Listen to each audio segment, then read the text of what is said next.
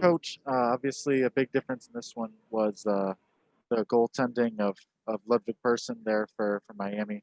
Talk about how difficult it is to score on a goalie as good as him. Well, I'm just coaching. I'm not playing, so I couldn't really tell you how hard it is to score on him. But he's a tremendous young goaltender and made some big saves for them. Was a big factor in the game. We dominated time of possession, and certainly the scoring chances will greatly favor us. But Miami blocked a lot of shots.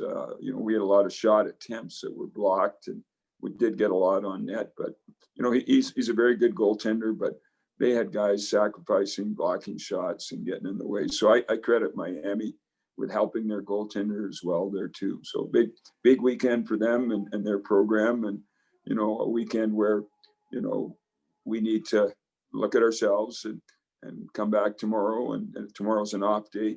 That's an NCAA required off day, and take a look at things and plan to get better, which we do. We knew this year that there would be some growing pains, and we've got to work through them here. That's our responsibility as coaches. Obviously, the Redhawks were able to get 3 quick goals there in the second period, and then you turned from Kane to Westlandis and net. What made you make that decision? What were you seeing out of Kane that you weren't satisfied with? It had nothing to do with us and Kane. It had with your first statement, 3 goals in a very short period of time, 2 of them on the power play, and we just have done a very poor job on our penalty kill this year, and it's an area that we worked on last week and certainly didn't get the job done when we needed to there.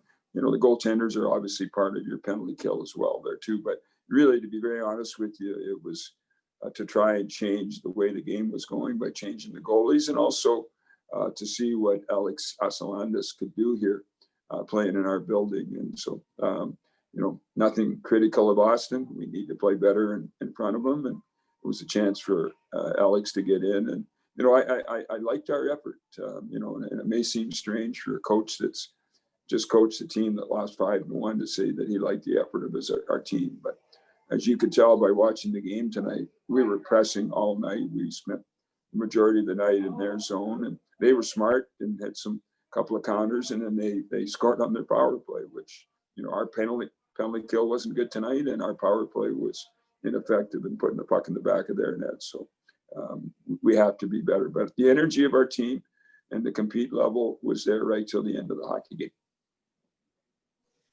The first period, you outshot Miami more than 2 shots on goal to 1, and then the second and third, it was more even. What was it that was working so well in the first period that they were able to adjust to and take away later in the game?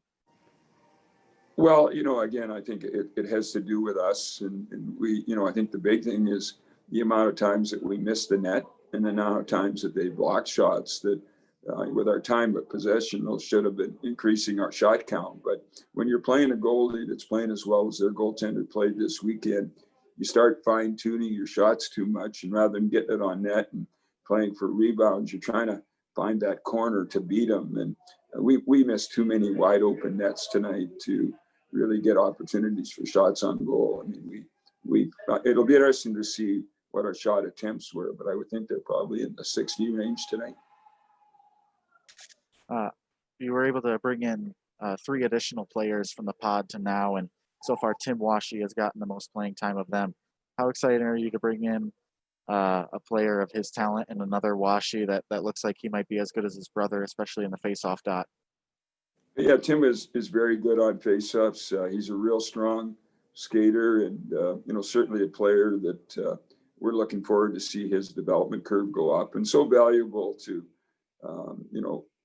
him being here and having this time to develop here.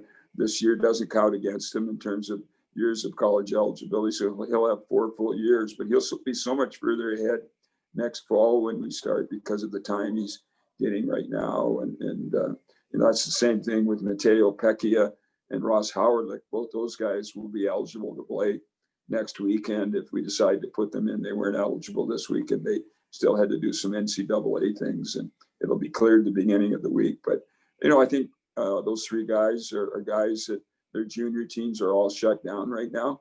So for us to bring them in and have a chance to work with them here is going to benefit them and certainly our team going ahead.